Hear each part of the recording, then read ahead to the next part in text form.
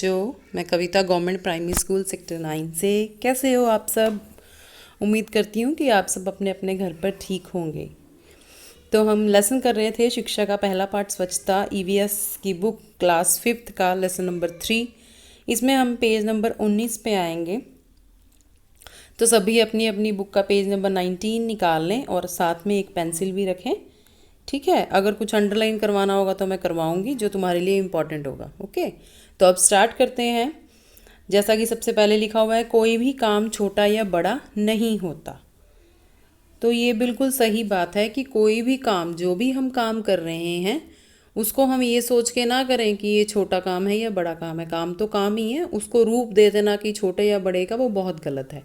ठीक है, अगर हम ऐसा अपने दिमाग में रख के सोचेंगे इस बात को, तो हम कुछ भी नहीं कर पाएंगे। इसलिए हर काम को अच्छे से करना चाहिए। उसको ये सोच के करें कि ये मेरे लेवल का नहीं है, मैं क्यों करूं।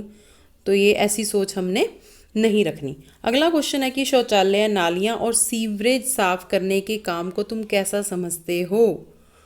तो मेरे ख्याल से जब हमने ये लाइन पढ़ी है, कुछ बच्चे तो कह रहे हो, सोच रहे होंगे भी कितना गंदा काम है ये साफ़ करना, शौचालय साफ़ करना, नालियाँ साफ़ करना। लेकिन अगर हम इसको ऐसा सोचेंगे तो यहाँ पे ये सोच भी हमारी गलत हो जाती है।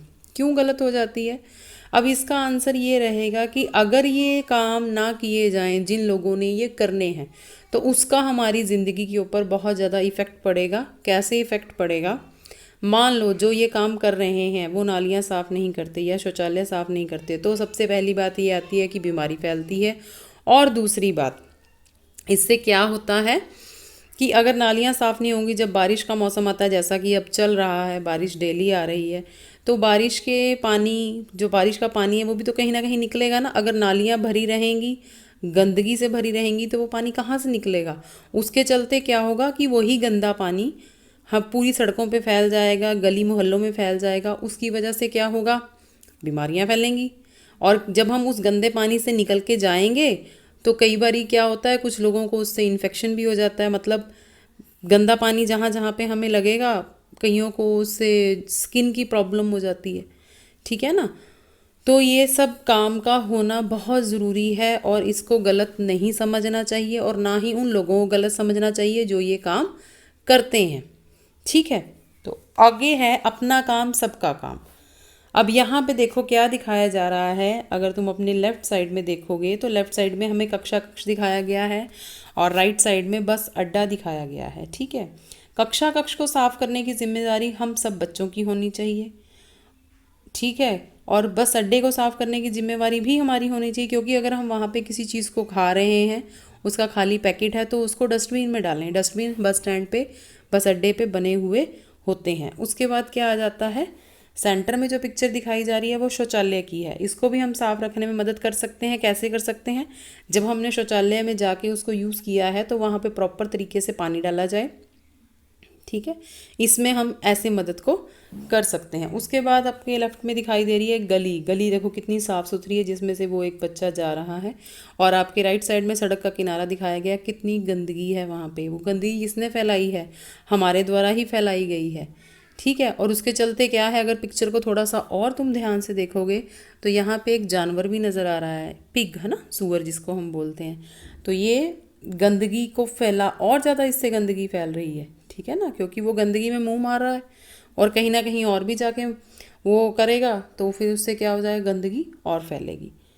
तो गली मोहल्ले की साफ़ सफाई हमारी हम कर सकते हैं। सड़क के किनारों को भी हम साफ़ रख सकते हैं, अगर हम वो जो गंदगी है उसको, जहाँ पे जो जगह बनी हुई है गंदगी डालने की, उसको प्रयोग में लाया जा सके। उसके बाद देखो आगे क्वेश्चंस आते हैं। देखो और लिखो। क्वेश्चन है कि इनमें से किस स्थान की सफाई तुम खुद करते हो?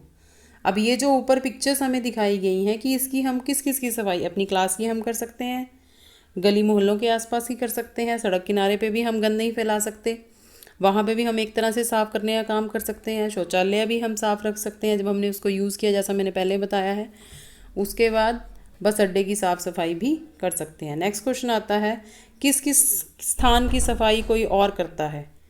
शौचालय की, बस अड्डे की, ठीक है, गलियों में भी रखे हुए होते हैं सबने कूड़ा करकट जो लेने आते हैं। उसके बाद सड़क किनारे की भी। नेक्स्ट आता है, वे कौन से स्थान है जिनकी सफाई रखने में तुम मदद कर सकते हो? गली मोहल्ले की सफाई हम रखने में मदद कर सकते हैं, सड़क की साफ़ सफाई रखने में मदद कर सकते हैं, और शौचालय की भी। मतलब सारे जितनी भी पिक्चर्स दिखाई गई हैं उनमें कहीं ना कहीं हम अपना योगदान देकर वहाँ की सफाई में हम मदद कर सकते हैं। उसके बाद आता है अस्पताल, पार्क, बस अड्डा आदि सार्वजनिक संपत्ति हैं। बिल्कुल सार्वजनिक संपत्ति हैं ये, जो सरकार ने हमारे लिए बनाई है, हम सबके लिए बनाई है, वो होती हैं सार्वजनिक संपत्ति। हमें इनकी साफ़ सफाई का भी ध्यान रखना चाहिए, बिल्कुल हमें इनका ध्यान रखना चाहिए। अगर हम ध्यान नहीं रखेंगे तो क्या होगा, ये जो हमारी सार्वजनिक संपत्ति है इसका नुकसान होगा। ठीक है ना। नुकसान कैसे होगा, जब गंदगी फैलाएंगे तो वहाँ पे कुछ ना कुछ ऐसा हो जाएगा जो हमारे लिए नुकसानदेह है। जैसे अस्पताल में गंदगी फैलाएंगे तो जो मरीज़ वहाँ पे ठीक होने के लिए आए हैं कहीं ना कहीं उनको दिक्कत आएगी। पार्क में अगर हम गंदगी फैलाएंगे तो वहाँ पे हम आते जाते हैं तो वहाँ पे गंदगी जब फैलेगी कुछ ना कुछ बीमारी ऐसी उत्पन्न हो सकती है वहाँ पे। बस अड्डे की साफ़ सफाई का भी हमें ध्यान रखना चाहिए। तो कुल मिला के हमें हर जगह पे कुछ भी ऐसा काम नहीं करना चाहिए जो हमारे लिए सही नहीं है। नेक्स्ट पे चलते हैं अब हम। चलिए, उस पे लिखा हुआ है स्वच्छता का पाठ। बात उन दिनों की है जब गांधी जी बिहार के चंपारण नामक स्थान पर थे।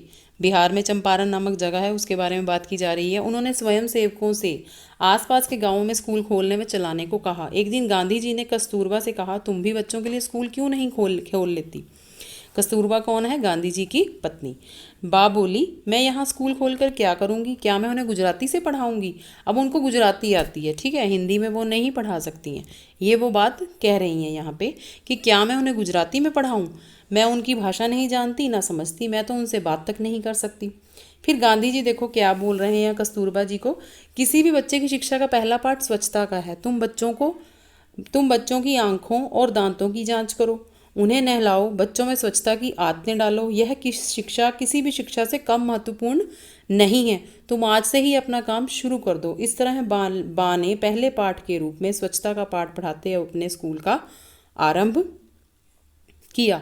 तो इस पैराग्राफ से हमें क्या मतलब हम अगर इस पैराग्राफ को ध्यान से देखें और समझने की कोशिश करें तो इसमें गांधी जी अपनी धर्मपत्नी कस्तूरबा जी को बोल रहे हैं कि तुम स्कूल खोलो बच्चों के लिए। तो यहाँ पे वो बोलती हैं कि मेरे को हिंदी नहीं आती है तो मैं उन्हें कैसे पढ़ाऊँगी। तो इसी चीज़ को वो गांधी जी उनको क्या बोल रहे हैं कि तुम सिर्फ उनको स्वच्छता के बारे में बताओ, उसमें तो किसी लैंग्वेज की ज़रूरत नहीं होती है, ठीक है ना। तो उन्होंने बोला कि तुम बच्चों की आंखों की जांच करो या दांतों को देखो, उन्हें नहलाओ या उन्हें नहलाने का प्रॉपर तरीका बताओ, उनमें अच्छी आदतों को उत्पन्न करो। तो इसके लिए लैंग्वेज का होना ज़रूरी नहीं होता है, ठीक है। ये हम नॉर्मली भी बच्चे को समझा सकते हैं। मान लो उसके टीथ देख लिए तो एक्सप्रेशन दे दिए कि हाँ ये गंदे हैं, है ना। तो इस तरीके की पढ़ाई, स्वच्छता का पहला पाठ, ये शिक्षा में सबसे फर्स्ट चैप्टर आता है। अगर हम साफ़ सुथरे ही नहीं बनेंगे तो हम पढ़ाई क्या करेंगे, ठीक है ना। स्वस्थ मन और स्वस्थ तन, ये दोनों चीज़ें ज़रूरी हैं, ठीक है। अगर हमारा शरीर स्वस्थ होगा तब हम अच्छा मन हमारा होएगा और हम उसको पढ़ाई में लगा पाएंगे। उसके बाद चलते हैं क्वेश्चंस के ऊपर। गांधी जी ने क्यों कहा कि किसी भी बच्चे का पहला पाठ स्वच्छता का है, क्योंकि वो ये समझते हैं कि अगर बच्चा स्वस्थ रहेगा तो उसका मन भी होगा कि हाँ मैंने पढ़ना है, मन करेगा उसका पढ़ने को। अगर वो बीमार रहेगा, उसको अपने आप से बदबू आती रहेगी तो उसका ध्यान पढ़ाई की तरफ नहीं होगा। नेक्स्ट क्वेश्चन है, गांधी जी ने बा को बच्चों से स्वच्छता संबंधी क्या क्या काम करने को कहा। क्या क्या काम करने को कहा, एक तो उनके दांत चेक किए, फिर उनकी आंखें चेक करी, फिर उनको नहलाने के बारे में बात की गई है।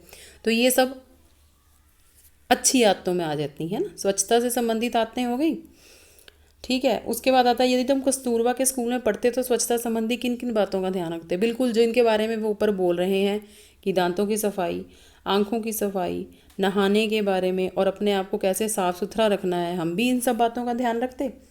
उसके बाद कक्षा की सफाई, हमारी अध्यापिका जी ने बताया कि स्वस्थ रहने के लिए शरीर व पास पड़ोस की साफ़ सफाई बहुत आवश्यक है। अगर हमारे घर पड़ोस गांव या शहर में सफाई ना रहे तो कई बीमारियां फैल सकती हैं। बिल्कुल सही बात है, अगर हम अपने आसपास को या अपने आस पड़ोस को, गाँव को, शहर को साफ़ नहीं रखेंगे तो बीमारियां ही फैलेंगी। हम सब ने मिलकर अपनी कक्षा की सफाई की। सीमा ने झाड़ू लगाया, नीलम, आरती और साजिद ने। मतलब ये देखो कि इसके बीच में पिक्चर शो हो रही है, पिक्चर में हर कोई ना कोई काम कर रहा है। एक लड़का कबाड़ को उठा के लेके जा रहा है, गर्ल्स डस्टबिन में डाल रही हैं, बॉयज़ और पीछे वो क्या कर रहे हैं, टेबल साफ़ कर रहे हैं। उनकी टीचर क्या कर रही है, झाड़ू लेके दीवारों को साफ कर रही है। ठीक है ना, तो ये सब काम किए जा रहे हैं। उसके बाद आगे चलते हैं, हम नेक्स्ट पेज पे आते हैं। नेक्स्ट पेज पे क्या है, झाड़न से डेस्क और बेंच साफ किए। राहुल, दीपक और अमरजीत ने बाहर रखे कूड़ेदान में कूड़ा डाला। हमारी अध्यापिका जी ने छत व कोनों में लगे जाले उतारे। हमें तो खूब मज़ा आया अपनी कक्षा को साफ करने में। मोस्टली हमारी क्लास में बच्चे कक्षा को कब साफ करते हैं, या दिवाली आती है तब सारे बच्चे बड़ी अपना योगदान देते हैं कक्षा को साफ करने के लिए। लेकिन ये योगदान हमें सिर्फ एक दिन के लिए नहीं देना है, ये हमें अपनी क्लास को हफ्ते में एक दिन बना के रखो कि हाँ आज हम अपनी कक्षा को अच्छे से साफ करें। ठीक है। उसके बाद क्वेश्चन आते हैं कि क्या तुमने भी कभी किसी स्थान की सफाई की है और कहाँ की है। ऑफकोर्स हमने करी है, अपने घर की साफ़ सफाई करते हैं हम, कई बार हम स्कूल में भी साफ़ सफाई करते हैं। ठीक है ना, तो हमने की है यहाँ पे। क्या तुम कूड़े के लिए कूड़ेदान का प्रयोग करते हो। बिल्कुल, हम कूड़े को कूड़ेदान में ही डालते हैं। अगर कोई भी बच्चा कूड़े को कूड़ेदान में नहीं डालता है तो वो इस चीज़ को समझ ले कि हमने कूड़े को कूड़ेदान में ही डालना है। नेक्स्ट क्वेश्चन है, क्या तुम्हारी बस्ती या मोहल्ले में कोई सफाई करने वाला आता है, वह कचरे को किस तरह इकट्ठा करता है। बिल्कुल, मेरे घर में तो आता है कचरे वाला, और डेली आता है। एक वो रेडी लगा रखी है उसने, उसके बीच में वो सारा कबाड़ भर के लेके जाता है, और सभी जगह पे ऐसा ही है। ठीक है ना बच्चों, तुम्हारे घर के आसपास भी आते होंगे कचरे को लेके जाने वाले। तो आगे है ऐसा करो। अब यहाँ पे आ जाता है आपका थोड़ा सा होमवर्क। घर के कूड़ेदान और सार्वजनिक कूड़ेदान के चित्र बनाने हैं। 2 बॉक्सेस दिए हुए हैं, उन दोनों में आपने घर में जो कूड़ादान है आपके, और सार्वजनिक मतलब जो सड़कों पे बड़े बड़े कूड़ेदान पड़े होते हैं ना, उनकी पिक्चर बनानी है। नेक्स्ट क्वेश्चंस आते हैं, जो लोग तुम्हारे स्कूल, कॉलोनी या आसपास की सफाई का काम करते हैं उनसे पता करो और लिखें कि वह सफाई का काम कब से कर रहे हैं। ये क्वेश्चंस तुमने उनसे पूछने हैं जो तुम्हारे आसपास कूड़ा इकट्ठा करने के लिए आते हैं। वे कहाँ तक पढ़े हैं, क्या उनके परिवार के अन्य सदस्य भी यही काम करते हैं।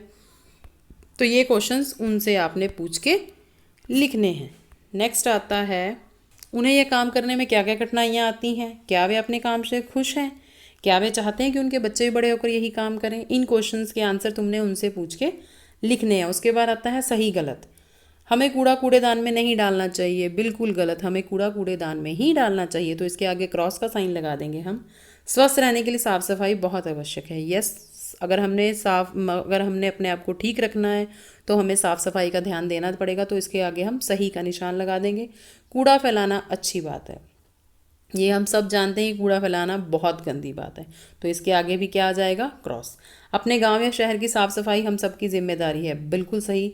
हमें अपने आसपास की, अगर हम अपने घर की सफाई रख रहे हैं तो हमें अपने आसपास की सफाई, अपने गांव और शहर की साफ़ सफाई में अपना अपना योगदान देना चाहिए। तो ये सही है।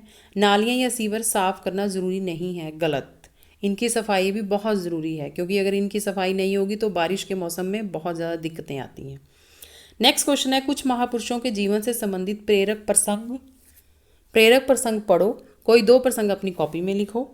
ये क्वेश्चन आपका होमवर्क हो गया। नेक्स्ट है, स्वच्छ भारत अभियान से संबंधित कुछ तस्वीरें समाचार पत्रों से काटकर सचित्र परियोजना तैयार करो। तो ये काम भी आपने करना है। नेक्स्ट लास्ट क्वेश्चन आ जाता है, दिए गए स्थान पर स्वच्छ भारत अभियान का लोगो बनाओ। ये जो बॉक्स दिया गया है इसके अंदर आपने स्वच्छ भारत अभियान का लोगो बनाना है। तो बच्चों, ये चैप्टर हमारा होता है कंप्लीट। उम्मीद है आप सबको समझ आ गया होगा, और जो जो होमवर्क बोला गया है वो आपने इसमें करना है। ओके बच्चों, ध्यान रखें अपना। Bye, take care.